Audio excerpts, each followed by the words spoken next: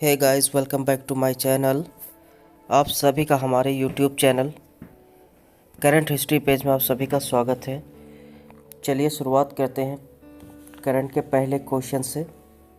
देखते हैं हमारा पहला क्वेश्चन क्या दिया हुआ है। पहला क्वेश्चन चलिए पढ़ते हैं।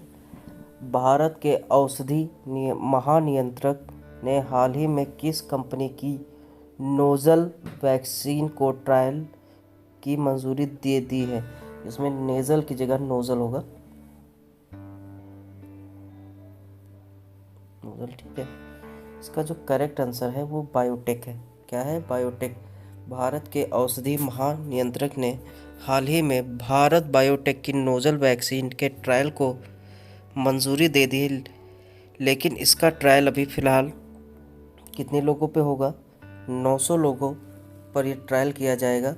ये वैक्सीन की तीसरी डोज का ट्रायल होगा। भारत बायोटेक तीसरी खुराक के तीसरे चरण के ट्रायल के लिए आवेदन जमा करने वाली दूसरी कंपनी है। कौन सी कंपनी है? दूसरी कंपनी। चलिए बढ़ते हैं नेक्स्ट क्वेश्चन की तरफ।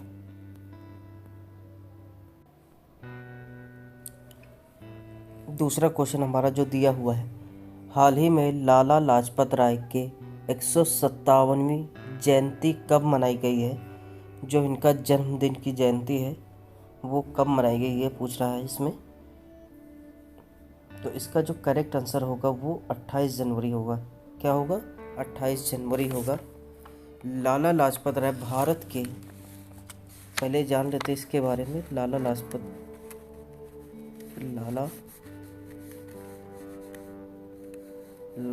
राय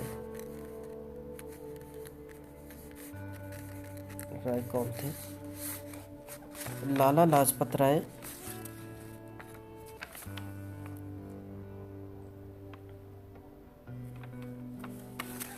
लाला लाजपत राय भारत के प्रमुख स्वतंत्रता सेनानी थे। इनका जन्म 28 जनवरी 1865 में हुआ था। इन्होंने बैंक और बीमा कंपनी की स्थापना भी की थी, जो कि इनकी बैंक का नाम था पंजाब नेशनल बैंक हुआ। जो बीमा कंपनी थी उसका नाम था लक्ष्मी बीमा की स्थापना की थी। इनका जन्म 28 जनवरी 1865 और जिनकी मृत्यु 17 नवंबर 1928 में लाहौर के पाकिस्तान में हुई थी। चलिए बढ़ते हैं नेक्स्ट क्वेश्चन की तरफ।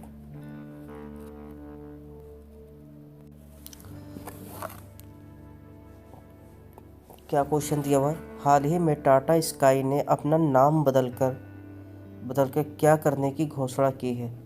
मतलब यहाँ पे टाटा स्काई अपना नाम बदलकर क्या रखना चाह रहा है? तो इसमें जो करेक्ट आंसर है वो है टाटा प्ले। वो इसलिए रखा गया है क्योंकि आपको बता दें, टाटा स्काई के प्रोडक्ट और सर्विसेज की बढ़ती रेंज को प्रतीक माना जा रहा है। इस समय इसकी जो करंट कनेक्शन है वो 23 मिलियन है और वह 19 मिलियन एक्टिव कनेक्शन है। टाटा स्काई में एक साथ आप OTT सारे ऐप्स मिलें, इसलिए इसको नाम बदलकर टाटा प्ले रखा गया है। चलिए बढ़ते हैं नेक्स्ट क्वेश्चन की तरफ। इसका जो करेक्ट आंसर है वो टाटा प्ले।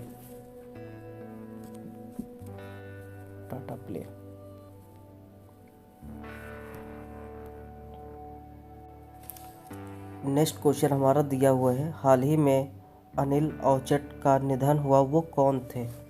क्या पूछ रहा है? अनिल औचट का जो निधन हुआ वो कौन थे? इज अनिल औचट। आपको बताते चले कि अनिल औचट एक मराठी लेखक थे।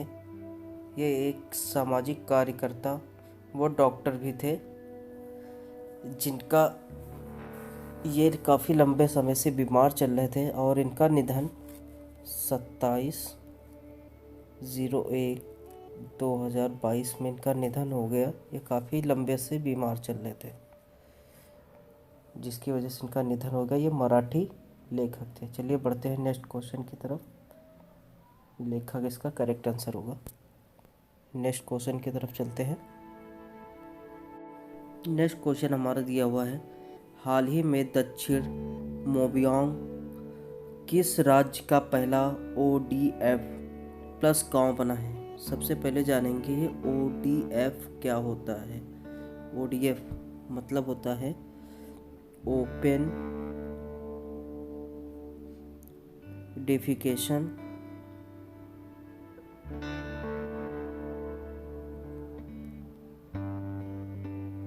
फ्री। इसका मतलब है खुले में शौच से मुक्त कराना। इसका मेन तात्पर्य यही होता है।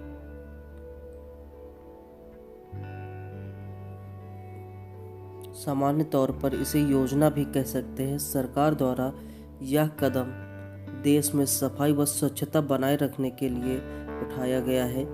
मिजोरम के आइजोल जिले के एक गांव में मेबुआंग गांव का पहला ODF प्लस गांव बना है। क्या बना है? ODF प्लस गांव बना है। इस गांव में 116 घर हैं। कितने घर हैं? इस गांव में 116 घर हैं और जिसकी आबादी, कितनी आबादी है इसकी? इसकी आबादी है 649 लोग यहाँ पे रहते हैं।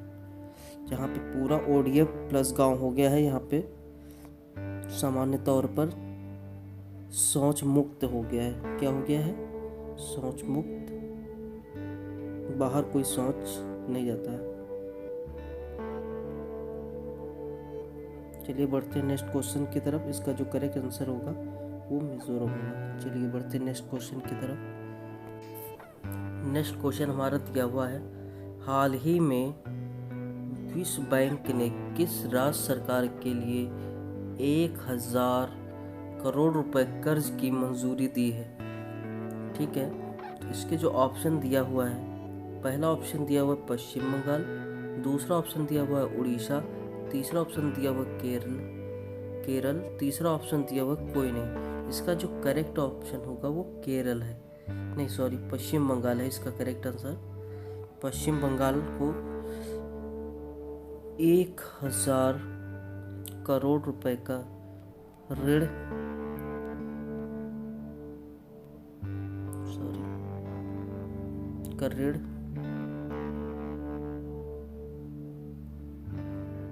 की मंजूरी मिली हुई। ठीक है, यह लोन सामाजिक सुरक्षा से संबंधित कई विकास परियोजनाओं के लिए ऋण की मंजूरी दी हुई है। यहाँ की जो CM है वह है ममता बनर्जी। कौन है? ममता बनर्जी जी। चलिए बढ़ते हैं नेक्स्ट क्वेश्चन की तरफ।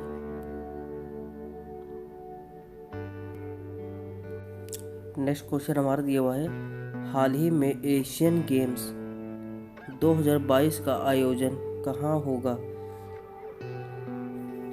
जो अभी आने वाले क्या बोलते हैं अगले मंथ सितंबर में जो एशियन गेम्स होने वाले वो पूछ रहा है कहाँ पे होंगे।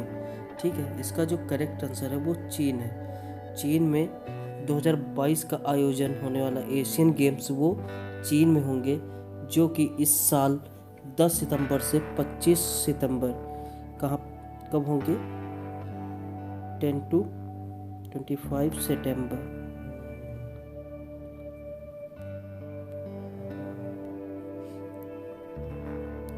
सितंबर।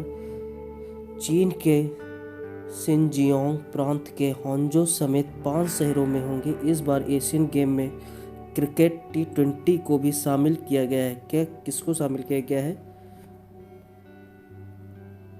क्रिकेट T20 को भी शामिल किया गया है। इससे पहले 11 साल बाद ही क्रिकेट को शामिल किया गया था और 11 साल बाद अब फिर से T20 को एशियन गेम में शामिल किया गया है।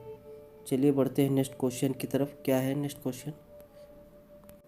नेक्स्ट क्वेश्चन हमारा दिया हुआ है, हाल ही में किस देश के एयर एशिया ने अपना नाम बदलकर कैपिटल ए किया हुआ है? इसका जो करेक्ट आंसर होगा वो मलेशिया होगा। बाकी इसमें इंडोनेशिया, सिंगापुर, सूडान, मलेशिया भी दिया, लेकिन इसका जो करेक्ट आंसर होगा वो मलेशिया होगा, जो अपना नाम बदला है 28 जनवरी। कौन सी डेट को? 28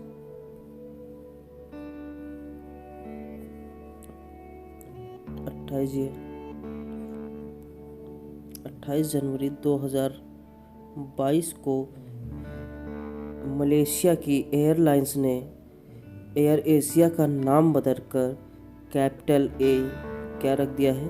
कैपिटल ए रख दिया है, यानी कि अब मलेशिया की एयर एशिया कैपिटल ए से जानी जाएगी। इतना ही नहीं, कंपनी अपने कारोबार यानी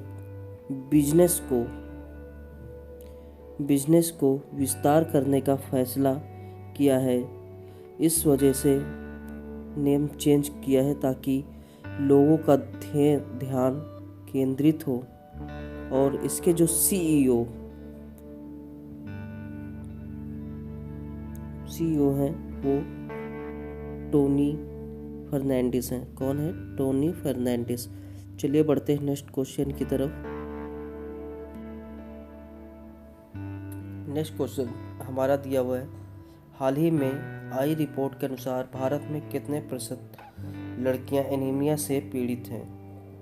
तो इसमें जो करेक्ट आंसर तो दिया नहीं है, इसमें 40% होगा। वैसे करेक्ट कर लीजिए आप लोग। एक भारत में एक रिसर्च हुआ है जिसमें पाया गया है कि युवा जनरेशन, कौन सी जनरेशन? युवा जनरेशन जिसमें कि एनीमिया से पीड़ित हैं, वो उसमें 18% युवा यानी पुरुष हैं और 40% महिलाएं एनीमिया से पीड़ित हैं। शरीर में खून की कमी से कई प्रकार की बीमारियां उत्पन्न होती हैं। यह एक बहुत ही दुखद बात है कि इतनी जनसंख्या एनीमिया से पीड़ित है। इसमें प्रीति सूडान ने भारत में एनीमिया मुक्त बनाने की बात कही है। अब देखते आगे क्या होगा। चलिए तब तक के लिए हम लोग बढ़ते हैं नेक्स्ट क्वेश्चन में। हाल ही में NIPER इस्ट पोर्टल किसने लॉन्च किया है? तो सबसे पहले जानेंगे NIPR क्या होता है। NIPR मतलब होता है national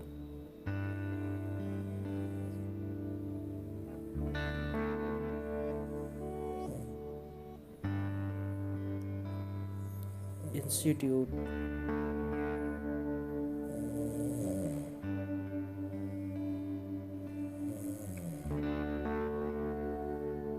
of pharmaceutical education and research.